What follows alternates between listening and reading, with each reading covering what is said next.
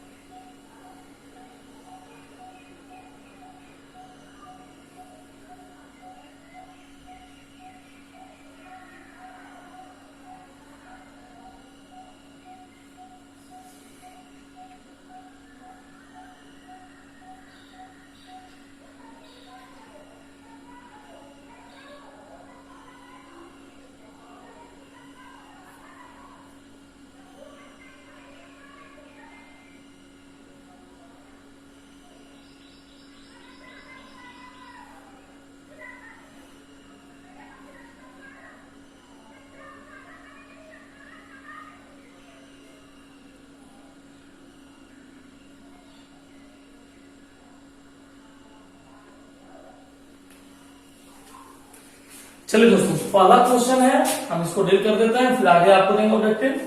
आप लोग भी डील कर लिए होंगे तो मैच कर लीजिए, आप लोग भी बनाइए और मैच कर लीजिए क्या आंसर सही है। सबसे पहले है किरचॉफ का प्रथम नियम किसके संरक्षण के परिणाम स्वरूप है। मतलब किरचॉफ का प्रथम नियम किसका पालन करता है, किस संरक्षण के नियम का पालन करता है। तो ऑप्शन नंबर एक है ऊर्जा, जो कि गलत है दोस्तों। ऑप्शन नंबर 2 द्रव्यमान, ये भी गलत है। ऑप्शन नंबर 3 संवेग, ये भी गलत दोस्तों। सही ऑप्शन है ऑप्शन नंबर 4, है ना। आवेश के संरक्षण, आप लोग पढ़े हैं कि किरचॉफ के प्रथम नियम को आवेश संरक्षण का नियम कहते हैं। क्यों कहते हैं ये भी हम आप लोग को बता दिए, क्योंकि ऑब्जेक्टिव सिर्फ बनाने का नहीं होता है, ऑब्जेक्टिव कहां से आता है उस तथ्य को भी जाना था दोस्तों, उस कॉन्सेप्ट को भी समझिए। हम आपको बताए थे कि चालकों की संधि पर, चालकों के जंक्शन पर ना तो आवेश जमा रह सकता है और न ही वहां से आवेश को विनाश किया जा सकता है, ठीक ना। तो इसीलिए वह आवेश संरक्षण के नियम का पालन करता है। चलिए पहला क्वेश्चन क्लियर हो गया। तो पहला का आंसर होगा दोस्तों 4। दूसरा क्वेश्चन, किरचॉफ का संधि नियम किस राशि के संरक्षण का परिणाम है, है ना। अब किरचॉफ का संधि नियम किस राशि के संरक्षण का परिणाम है, तो याद रखिए दोस्तों, किरचॉफ के प्रथम नियम को ही किरचॉफ का संधि नियम कहते हैं। क्यों कहते हैं आपको तो पता है, वही किरचॉफ के प्रथम नियम में चालकों की संधि पर सभी धाराओं का, चालकों की संधि पर, तो संधि वर्ड का यूज किया जाता है हम लोग किरचॉफ के प्रथम नियम में, ठीक ना दोस्तों। तो किरचॉफ का संधि नियम किस राशिक संरचना पर आधारित है? तो इसमें भी ऊर्जा नहीं होगा, रैखिक संवेग नहीं होगा, कोणीय संवेग नहीं होगा। सही इसका आंसर हो गया ये भी क्या? आवेश। इसका भी सही आंसर हो गया आवेश।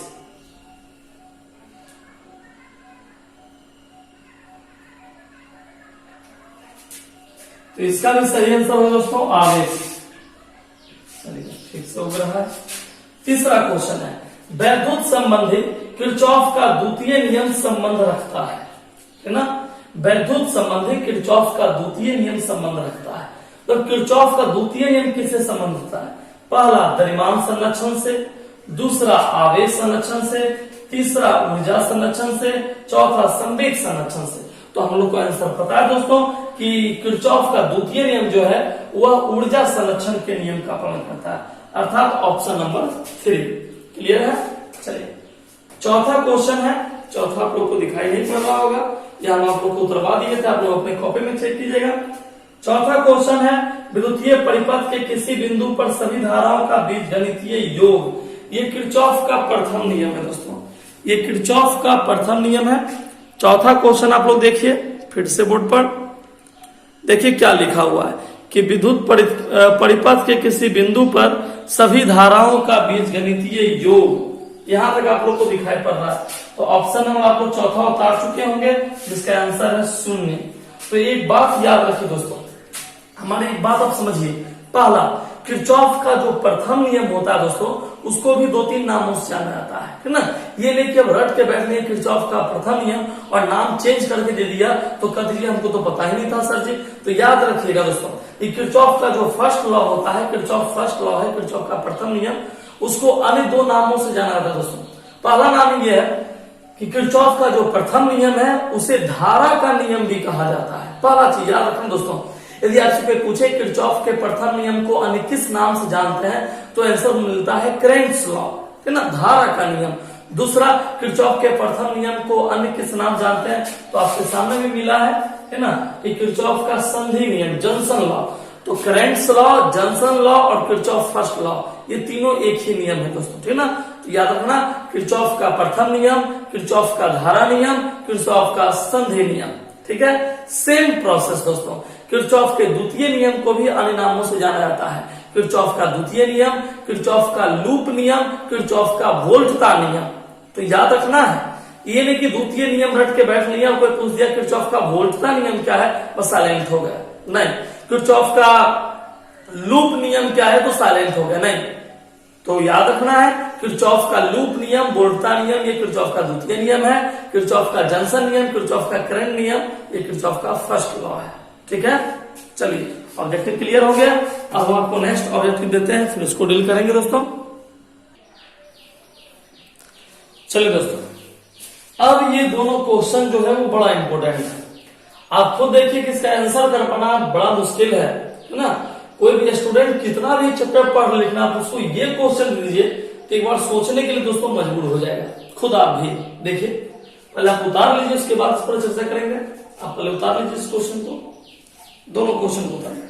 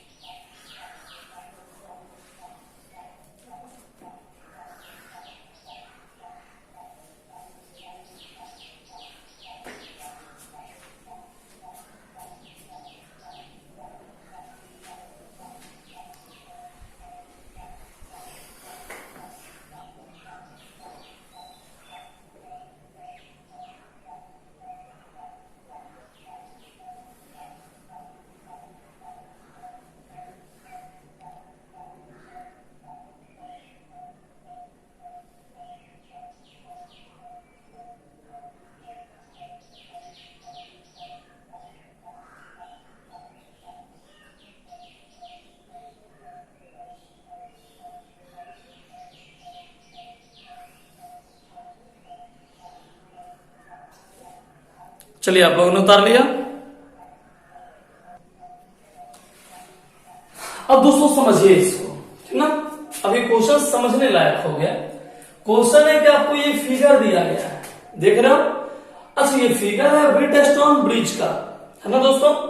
इसमें टोटल 4 प्रतिरोध होता है, लेकिन देखो P Q R, लेकिन यहां पर प्रतिरोध के बदले क्या किया गया दोस्तों, धारा मापी का यूज किया गया। तो इसमें हड़बड़ाना नहीं है। बहुत सारे विद्यार्थी सर जी ये तो वीटस्टोन ब्रिज होगा ही नहीं। क्यों नहीं होगा? क्योंकि इसमें चौथा प्रतिरोध तो है ही नहीं, और आपको ये पता होनी चाहिए कि ये भी एक प्रकार का प्रतिरोध ही होता है। ये भी एक प्रकार का प्रतिरोध ही है। धारा मापी में भी प्रतिरोध होता है ना। यही समझने लायक क्वेश्चन है। ये क्वेश्चन आपको समझने के लिए हम दिए कि आप कितना भी साइंस क्यों ना पढ़ लीजिए, लेकिन एक न एक ऐसा क्वेश्चन आ जाएगा जो कि आपके माइंड को डिस्टर्ब कर देगा। आपको लगेगा कि भाई अभी तक हम कुछ सीखे ही नहीं है। सेम तो ये चारों प्रतिरोध हो गया, है ना। अब देखिए क्या करा, दिए गए परिपथ में P not equal to R. सवाल में ये कह रहा है कि P not equal to R, P R के इक्वल नहीं है, ठीक है ना। जबकि नियम कहता है, संतुलन शर्त कहता है कि P बटे Q, आप पढ़े P बटे Q बराबर R बटे S, पढ़े ना वीटस्टोन ब्रिज का संतुलन शर्त, P बटे Q बराबर R बटे S, अर्थात P equal to R, Q equal to S। तो दोनों का रेशियो इक्वल होगा, लेकिन क्वेश्चन में कहा P not equal to R। और क्या कहा कि स्विच S, देखिए ये स्विच है, ये स्विच है, तो स्विच S के खुले अथवा बंद होने पर धारा मापी का पाठ्यांक समान है। देखिए समझिए इस लॉजिक को, है ना। यदि स्विच को ऑन करो या ऑफ करो, इसके पाठ्यांक में कोई परिवर्तन नहीं होगा। मतलब धारा मापी में जितना करंट पहले से जा रहा था उतना ही करंट जाएगा।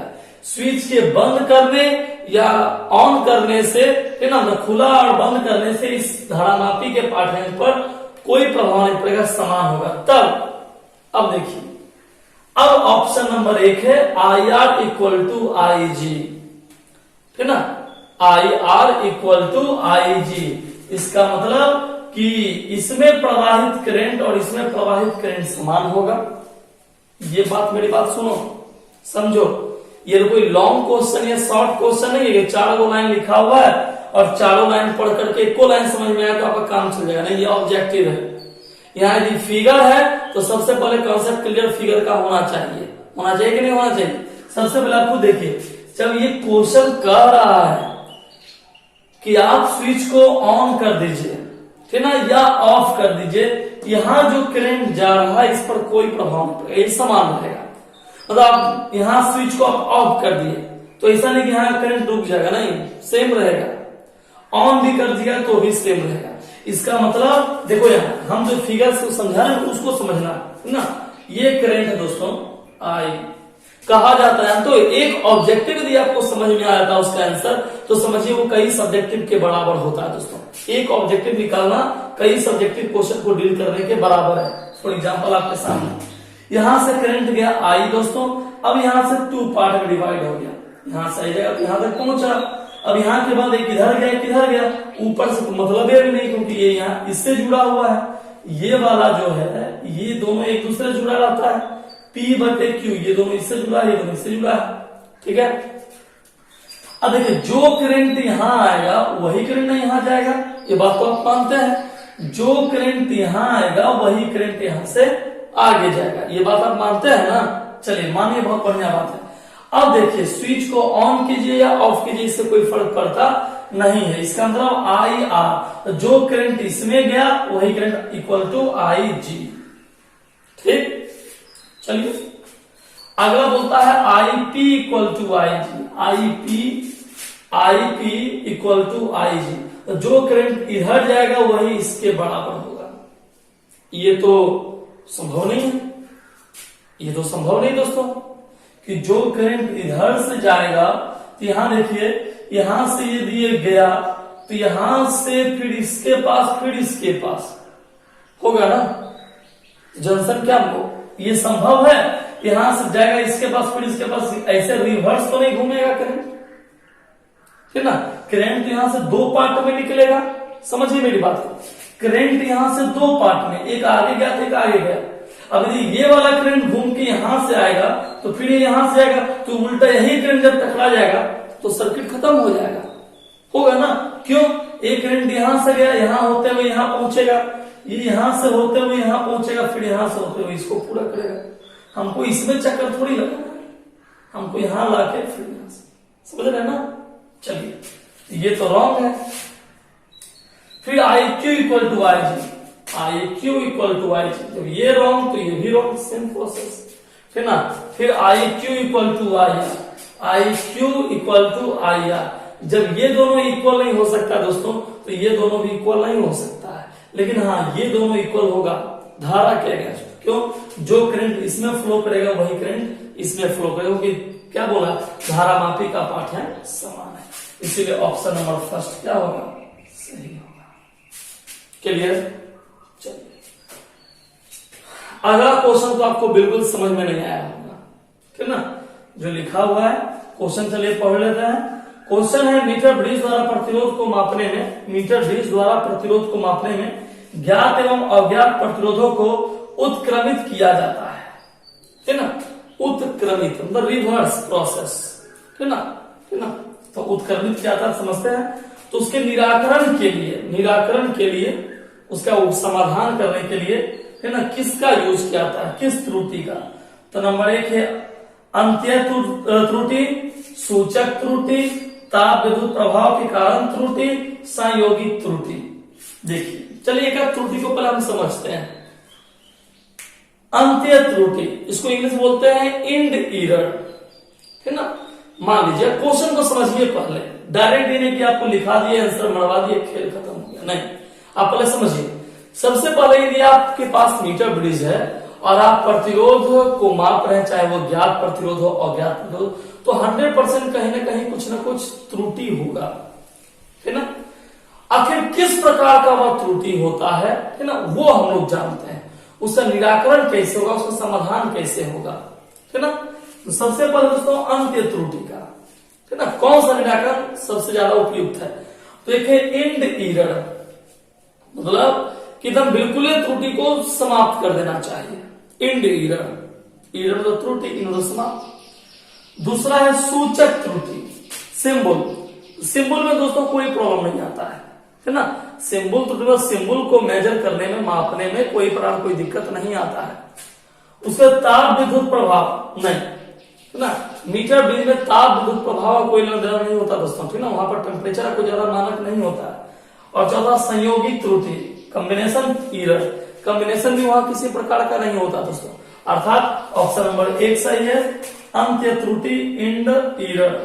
ऑप्शन नंबर 1 इसमें भी टिक मारिए दोस्तों। चलिए,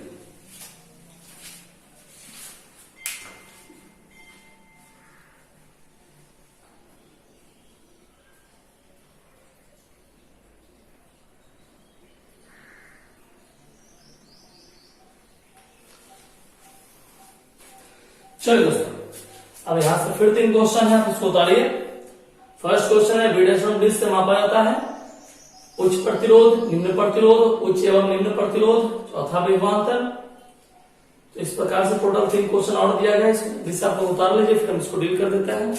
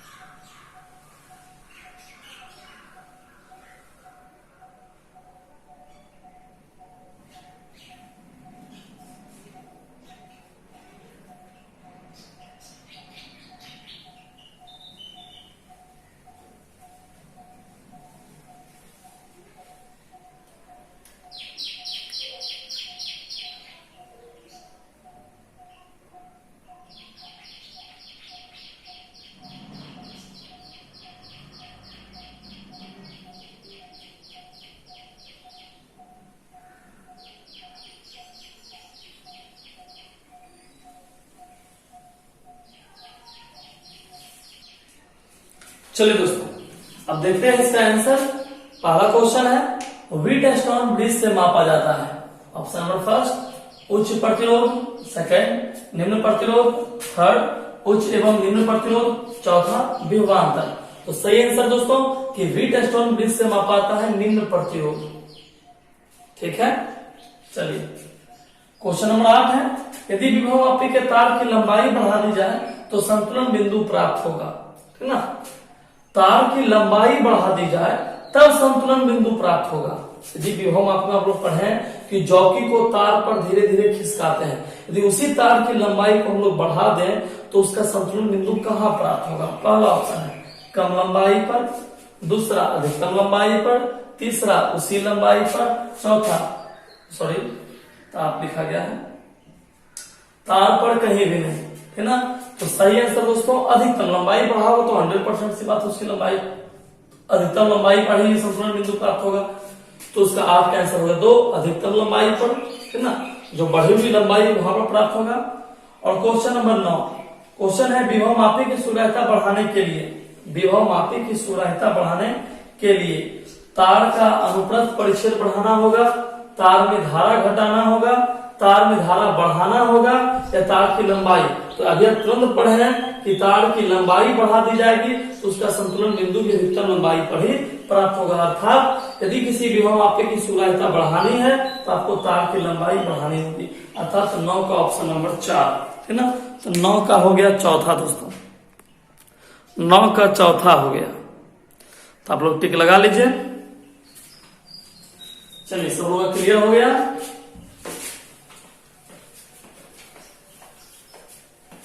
तो इसी प्रकार का ऑब्जेक्टिव हमारे एग्जाम में देता है दोस्तों। थोड़ा सा दिमाग की आवश्यकता होती है, या गहन अध्ययन कीजिएगा, पॉसिबिलिटी है।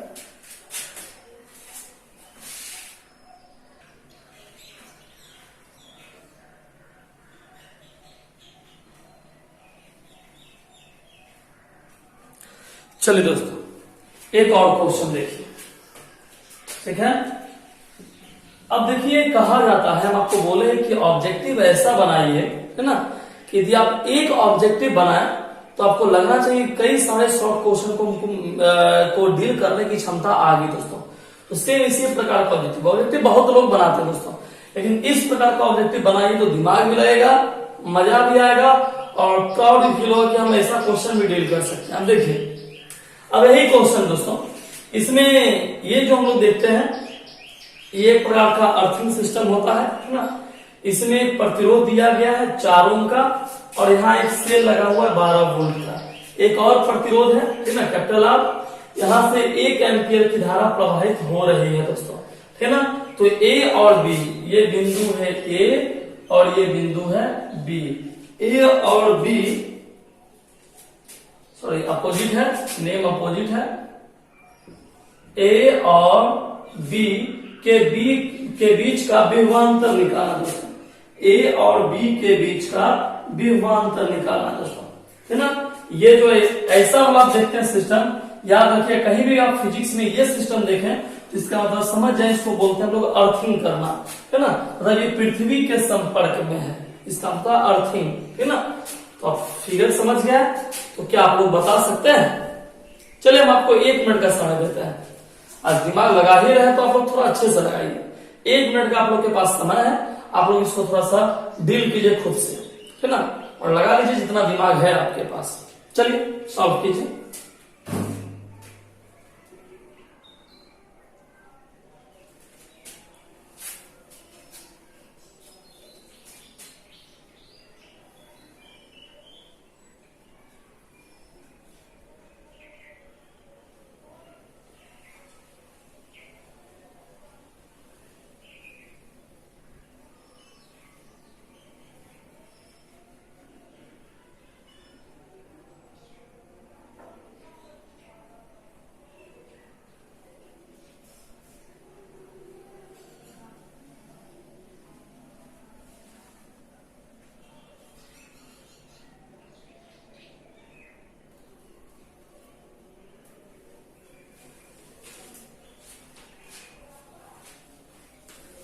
क्या लग रहा है, किसी विद्यार्थी से बन रहा है? बहुत दिमाग लगता है बाबू। फिजिक्स को डायरेक्ट ही नहीं, क्वेश्चन मिल गया, हाँ सर जी बता दिए इसका, वो मत समझिए, बहुत ज्यादा दिमाग लगता है। क्या लगता है किरचॉफ का नियम पढ़ लिया, आपको याद हो गया तो कहानी वहीं खत्म हो गई? नहीं दोस्तों, इसमें ऐसा ऐसा क्वेश्चन है कि वाकई में लगा कि हम कुछ पढ़ रहे हैं, कुछ सीख रहे हैं, कुछ जान रहे हैं, है ना। तो बस आप भी दिमाग को वैसा ही लगाइए। मोबाइल बॉडी पढ़ रहे इसका मतलब ये नहीं कि कुछ भी पढ़ लिए, जो हुआ लिख लिए, मतलब लिखने का काम नहीं, कहीं भी पढ़ो समझ के। चलिए बताने आप लोगों का क्या आंसर आया है, इससे आप लोग कमेंट में भेज सकते हैं अपना आंसर, लेकिन हम जो बना रहे हैं उससे आप मैच कर लीजिएगा, ठीक ना। देखिए दोस्तों, आंसर लाना है 4, 6, 8, 10 में से कोई एक ऑप्शन है। चलिए इसको सॉल्व करते हैं, इसको थोड़ा मिटा दें, हम ऑप्शन को यहां लिख देते हैं, ठीक ना। हम ऑप्शन को यहां लिखते हैं 4, 6, 8, 10। देखते हैं कौन आता है। सबसे पहले दोस्तों किरचॉफ सेकंड लॉ यूज कीजिए।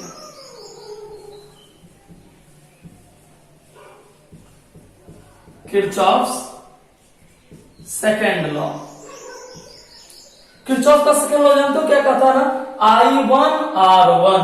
किरचॉफ का सेकंड लॉ कहता है I1R1 plus I2R2 minus I3R3 equal to E। पढ़े हो ना। चलिए देखते हैं यहां पे, तो देखो I1R1, तो I कितना, यहां गौर करना, इसमें एक ही वो सेल है, यहां जब करंट जा रहा है। फिगर जब रहे दोस्तों, पहले फिगर को समझो, बहुत ध्यान से समझो, है ना। जो बहुत ध्यान से, मन में जो क्वेश्चन है तुरंत पूछ लिया करो, है ना। देखो यार, यहां से करंट चला दोस्त, अब यहां पड़ा, फिर यहां जा रहा है, तो ये दिमाग लगाओ कि भाई यही करंट में इसके पास आ रहा है ना दोस्त। हम जो बोल रहे हैं मेरी बात को समझो तुम, है ना। दिमाग थोड़ा सा लगा कि जो करंट यहां से चला वही करंट इस आर के पास पहुंचेगा। इसमें तो I1R1, तो I1 का मान कितना है 1, R1 कितना है R प्लस। अब देखिए यही करंट यहां से यहां आएगा, ऐसे नहीं जाएगा, यही करंट यहां से यहां आएगा, ठीक है। क्यों, अर्थिंग में मिलना है ना इसको। ये करंट जब यहां से निकला तो सीधा अर्थिंग में जाएगा ना। देखिए प्लस, अब देखिए I1R1 तो हो गया, अब I2। तो दोस्त इस, अच्छा तुम बताओ ना, फिगर तुम देख रहे हो ना, तुम ही बताओ दोस्त कि इस R के पास, समझना, हम बार बार बोल रहे हैं समझना बस, है ना। इस R के पास बताओ कौन सा करंट आएगा।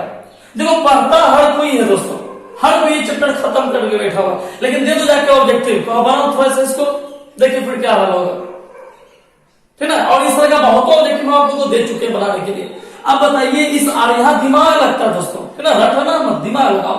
इस आर के पास कौन सा करंट आएगा, यही वाला आएगा ना, यहां से चलते हुए यहां से इसे आएगा ना। कि आर अलग है लेकिन आई वही है, ठीक ना। तो आई तो हो गया 1 और इसका आर कितना हो गया 4, समझ में आ गया ना। अब बराबर ई मतलब विद्युत वाहक बल कितना दिया हुआ है 12, 1 गुना आर 4 गुना 1 4 बराबर 12, प्लस 4 इक्वल उधर चला गया -4, 12 में 4 गया 8 ओम। आंसर नहीं हुआ जी। अब देखिए ये क्या निकला है आर, हमको क्या निकालना है विभवांतर, समझना, हमको निकालना है विभवांतर। तो विभवांतर तो 2 बिंदु है ए से बी, तो जानने का तो विभवांतर के लिए अंतिम माइनस पड़ा है, ए से करंट बी जा रहा है ना, करंट ए से बी जा रहा है, V A minus V B. तो विभवांतर का सूत्र क्या होता है दोस्तों, V बराबर आई आर, ओम का नियम पढ़ा है ना, V बराबर आई आर। तो आई कितना एम्पियर है 1, आर कितना लेकर आए हो 8, 1 गुना 8 कितना 8। अब देखिए सही आंसर कितना है, टिक मार सकते हैं, देख लिया कितना दिमाग लगता है दोस्तों। चलिए सॉल्व कीजिए, और ऐसा ही बहुत सारा क्वेश्चन बनाइए ताकि आप दूसरों से कुछ अलग हट के पढ़िए। रटने वाला काम सब कोई कर रहा है, लेकिन थोड़ा सा अलग होना चाहिए ना। उतारिए,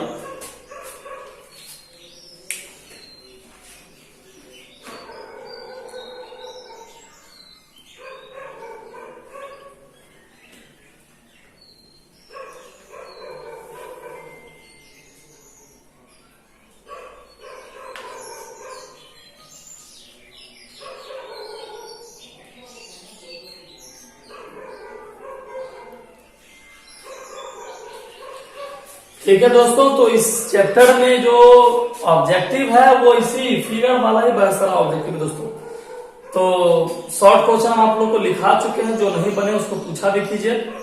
बाकी चैप्टर समाप्त हो गया दोस्तों। अब कल हम आप लोग का तीसरा यूनिट स्टार्ट करेंगे, जिसका नाम होगा magnetic effect of electric current, है ना, जो कि ऑब्जेक्टिव के दृष्टिकोण से, लॉन्ग क्वेश्चन के दृष्टिकोण से और शॉर्ट क्वेश्चन के दृष्टिकोण से बहुत हेवी है दोस्तों।